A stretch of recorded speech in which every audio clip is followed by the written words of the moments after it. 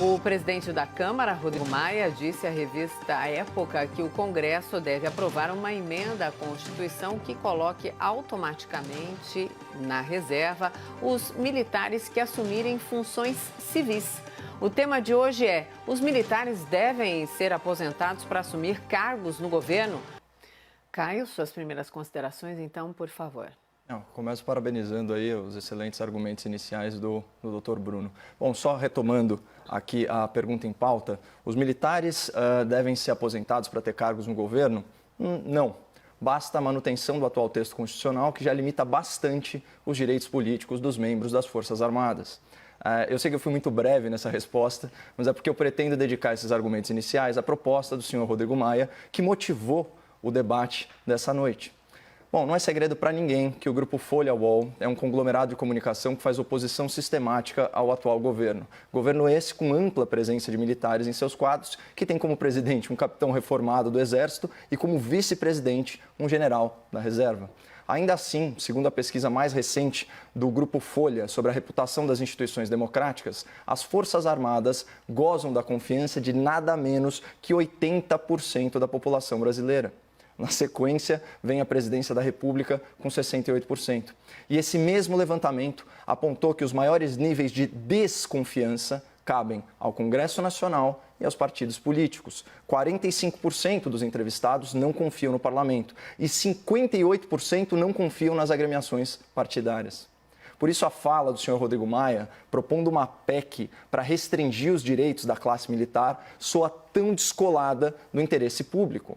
Afinal de contas, Exército, Marinha, Aeronáutica são as organizações de maior prestígio popular no Brasil.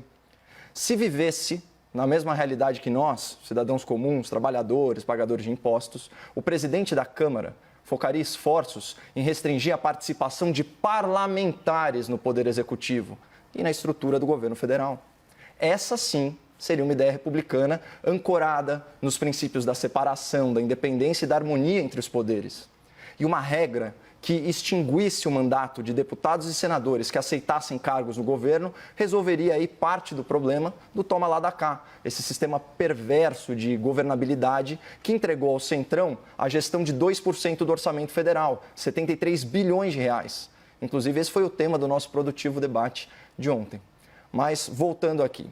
De acordo com a citada pesquisa do Grupo Folha, só 7% dos brasileiros confiam muito no Congresso e só 4% nos partidos políticos. Então, como explicar esse despautério do senhor Rodrigo Maia, que propôs a restrição dos direitos políticos dos militares sem cortar os privilégios políticos dos parlamentares? Como explicar? Só mesmo recorrendo à sabedoria popular, que ensina que o macaco costuma sentar no próprio rabo para falar do rabo dos outros. O DEM, o Democratas, partido do Centrão, liderado pelo senhor Rodrigo Maia, é uma agremiação tão fisiológica e tão sem identidade que tem entre os seus quadros vice-líderes do governo, da maioria e da minoria, além da presidência da Câmara, da presidência do Senado e de 2 superministérios, que é a Cidadania e a Agricultura.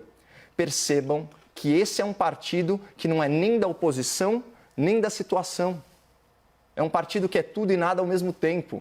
Assim como tantas outras agremiações e tantos parlamentares que desejam se associar ao orçamento federal por meio de cargos no governo, geralmente com intenções maliciosas. Mas eu duvido que o senhor Rodrigo Maia proponha uma emenda à Constituição que obrigue os políticos a cumprirem os seus mandatos no Congresso ao invés de embarcarem no governo, seja ele qual governo for.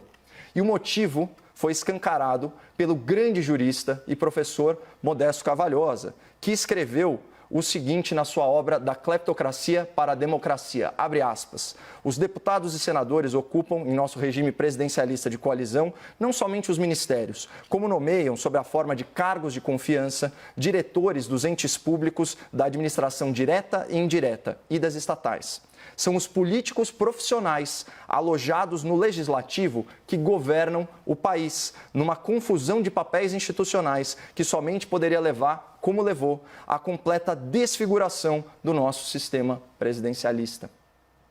Essa promiscuidade entre executivo e legislativo é o real problema, não a presença de quadros militares da ativa na estrutura federal. Tanto que o governo Lula, no segundo mandato, ampliou a presença das Forças Armadas no governo civil em 24%. O governo Dilma, primeiro mandato, em 25%. E agora o governo Bolsonaro em 32%. Na verdade, ao longo dos últimos 16 anos, o número de militares alocados no governo federal aumentou 125%, ou seja, mais que dobrou. Portanto, o que é vendido ao grande público por uma mídia cada vez mais militante como um ponto completamente fora da curva da gestão Bolsonaro está mais por uma tendência implementada gradualmente, governo a governo, ao longo de décadas. E para fechar, ilustrando aqui o despropósito dessa colocação do presidente da Câmara, vamos lembrar que um servidor público federal de alto escalão é um detentor da chave do cofre. Via de regra, ele vai ter acesso e administrar verbas vultosas. E esses recursos vêm dos seus impostos, espectador, do seu dinheiro. Então imagina que você tivesse economizado aí 100 mil reais ao longo de anos e anos de trabalho, mas precisasse deixar todo esse dinheiro sob os cuidados de uma entre duas pessoas. Você confiaria suas economias ao senhor Rodrigo Maia ou ao senhor Augusto Heleno? Reformulando, se você tivesse que escolher entre deixar sua grana com um deputado federal de 6 mandatos ou com um general de 4 estrelas, quem você escolheria? A sua resposta, provavelmente a mesma da maioria da nossa audiência, poderia ou deveria orientar as novas leis sobre restrições a ocupantes de cargos no governo.